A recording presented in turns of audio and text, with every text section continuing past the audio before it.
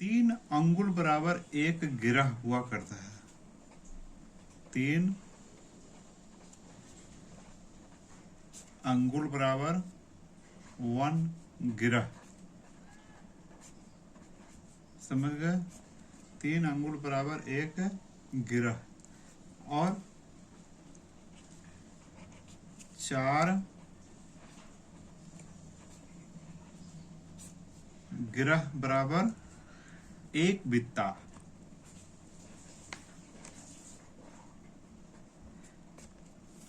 ठीक है।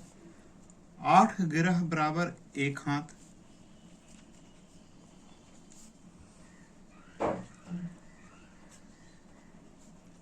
8 गिरह बराबर 1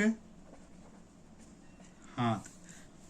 यदि 4 गिरह बराबर 1 बित्ता, 8 गिरह बराबर 1 हाथ, तो इसलिए क्या हो गया?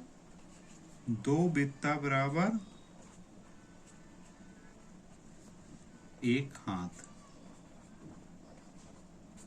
बित्ता के ये सब बित्ता है, अंगुल है। ठीक है, समझ गए?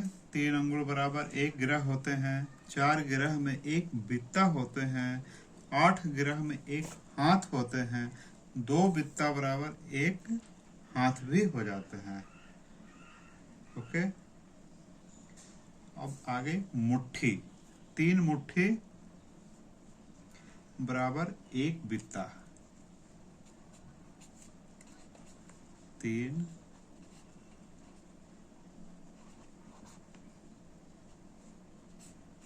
मुट्ठी बराबर 1 बित्ता। ये सब पैमाने आपको किसी ने नहीं बताए होंगे। इसी प्रकार आपको होते हैं 12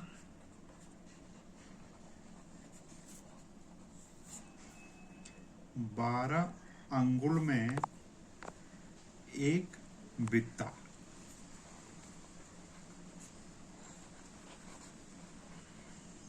समझ गए? इसी प्रकार और आगे देखेंगे तो 16 अंगुल के में 1 फीट भी हो जाते हैं। ऐसा पहले सभी को मानना था।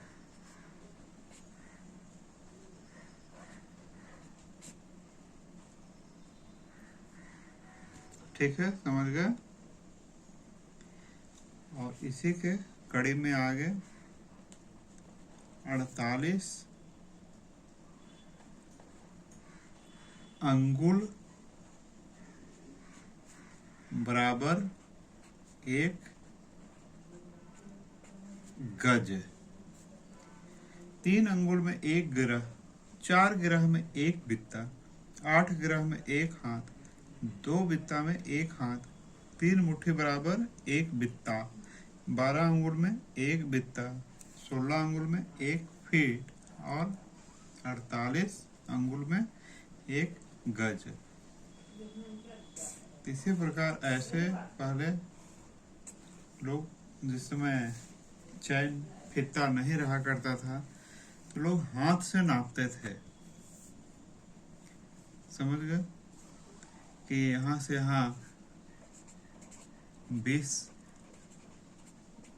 हाथ हो गए, यहाँ से यहाँ 10 हाथ हो गए, या 10 अंगुल हो गए, 10 हाथ, 6 अंगुल। इस प्रकार पहले खेतों को नापते थे, इससे रकबा निकालते थे। ठीक है। अभी इसमें हम लोग और जानते हैं, 1 हाथ में 1.5 फीट भी होते हैं। तो आप 1 हाथ है, यहाँ 20 हाथ है, तो 20 हाथ को बित्ता में करेंगे 40 बित्ता हो गया। गिरह में करेंगे तो यदि इसी को 20 हाथ को गिरह में करेंगे तो कैसे हो जाएगा?